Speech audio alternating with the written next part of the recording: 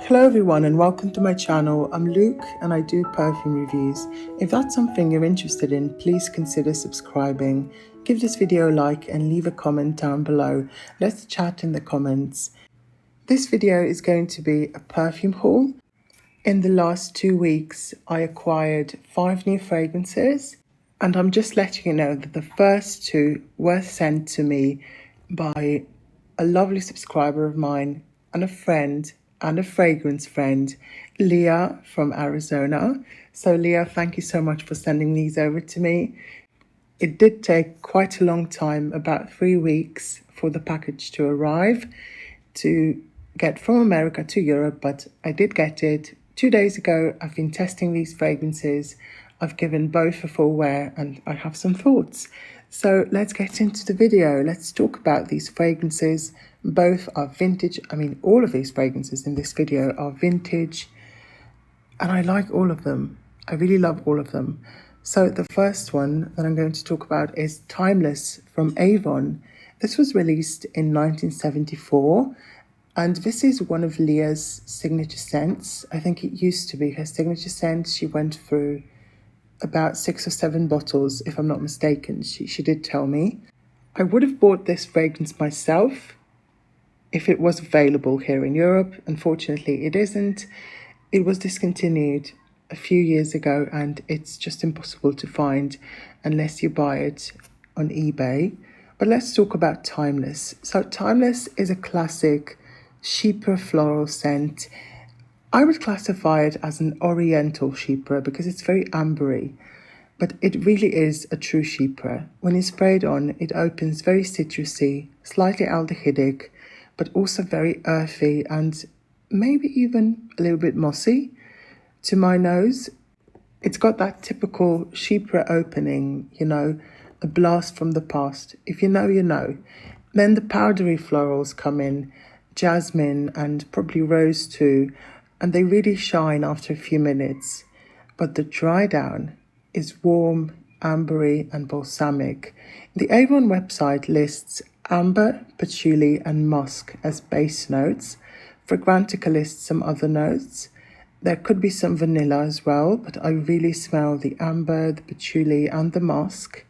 So Timeless is a fragrance that starts out very bitter, almost like the vintage Miss Dior from 1947, which is very green, bitter, and even slightly astringent. But it becomes a beautiful amber dominant scent in the dry down. I'm talking about Timeless, not Miss Dior. So the patchouli is another prominent note. Some people describe this as a patchouli dominant fragrance. I don't think it is. It's not a patchouli fragrance to my nose. The patchouli is definitely there to support the composition, but it's not a patchouli-based fragrance. The patchouli is not as dominant as in Reminiscence patchouli, for example, as in Gucci Rush or even the good old Angel. So Timeless from Avon is definitely a scent of its time. It's timeless. Well, it's called Timeless. It's a timeless classic. There's nothing else I want to say about this one. I really like it. The opening can be a bit harsh and a bit all over the place, but as soon as this dries down after 2 to 3 minutes, it starts smelling great. And Leah did actually warn me that the opening can be a bit challenging, and it was, but luckily it goes away. And I'm so happy that I got this, that I got to try it. I would have never experienced Timeless if it wasn't for Leah. So once again, Leah, thank you so much for sending this over to me. And I also want to talk about the second fragrance, the second full bottle that Leah sent me. And this is Chantilly from Dana. And this was originally released in 1941 by Houbigant, the French perfume house. So what happened is that Houbigant went bankrupt, I believe. And then sometime in the 90s, Dana actually bought this fragrance from them and started producing it. And they've been producing it ever since. And it's still available. It's an affordable fragrance. It's vintage, it's classic, but it smells amazing. So Dana Chantilly is an oriental floral. It's a vintage style oriental, but make it soft, make it sweet and very powdery. This is such a soft fragrance. This is not at all a harsh vintage smelling scent. This is not like Shalimar. This is so much softer. If you don't like the EDP of Shalimar, which I mean, I like it, but it's just a little too leathery for me. If you don't like that, try this one. This is softness and powderiness in a bottle.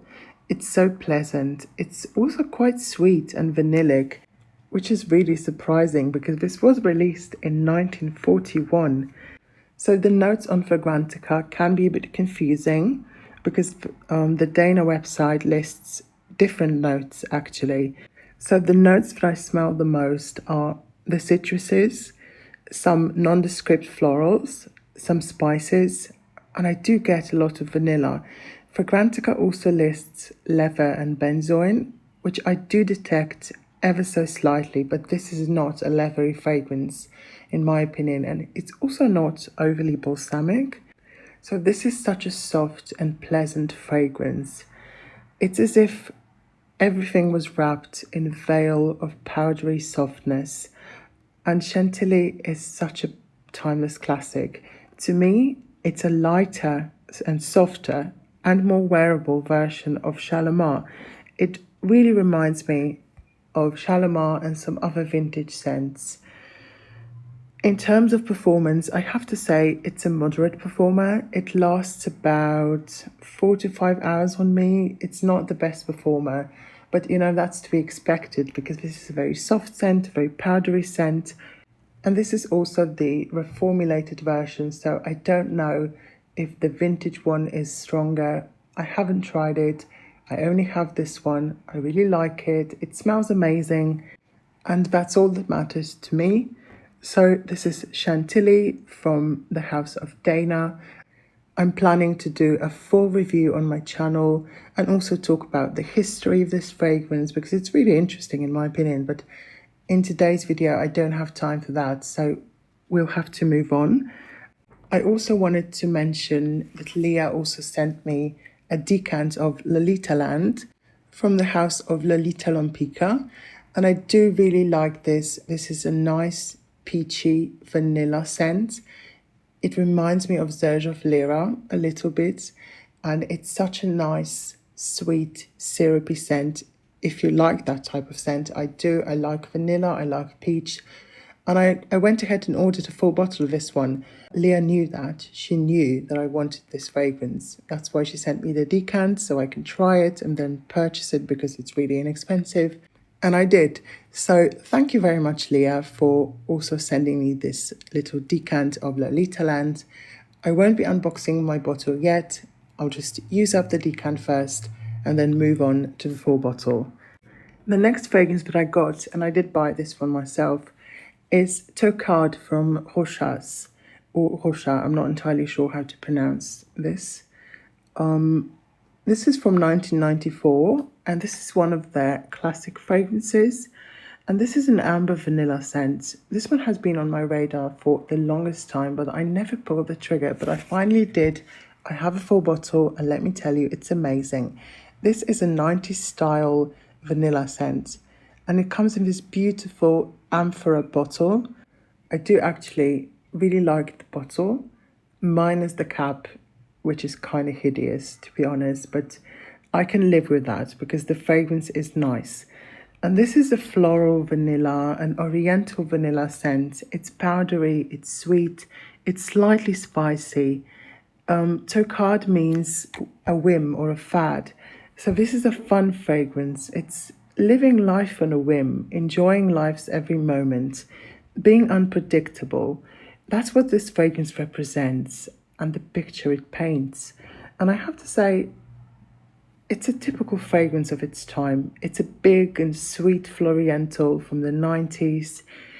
The opening is really big, really huge. You're enveloped in a cloud of scent. It's got that gorgeous perfumey sweetness, a very prominent powdery rose note, just a hint of citrus in the opening, and you also get some greenness and bitterness if you smell it up close, but in the air it's stunning. It opens with this beautiful bright pink rose and sweet iris. The iris is soapy, sweet and lipsticky, and before this becomes a vanilla fragrance, it goes through a 3-hour long rose stage before it hits the dry down, and the dry down is my favorite part. The base is all about the vanilla, the amber, the tonka bean, and a very slight woodiness. It's warm, comforting, and soft. And I wouldn't say the vanilla is the star of the show in this fragrance. The rose is.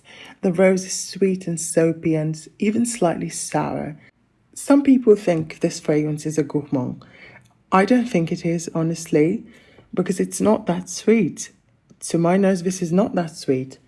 Yes, it is sweet in the dry down, but it's definitely not a syrupy sweet gourmand fragrance like Lolitaland, for example. This also doesn't smell like Turkish Delight. It also doesn't smell like Roses Vanille from Mancera. Some people compare these two, and they also say that this one is a gourmand, and it's not. To me, this is not gourmand. It's vintage smelling, it's classic smelling, it feels mature, it feels grown up and sophisticated. Despite being sweet, it feels very grown up. And I also have to say, it has some slight smokiness in the base, just like Trésor, just like most of the 90s fragrances.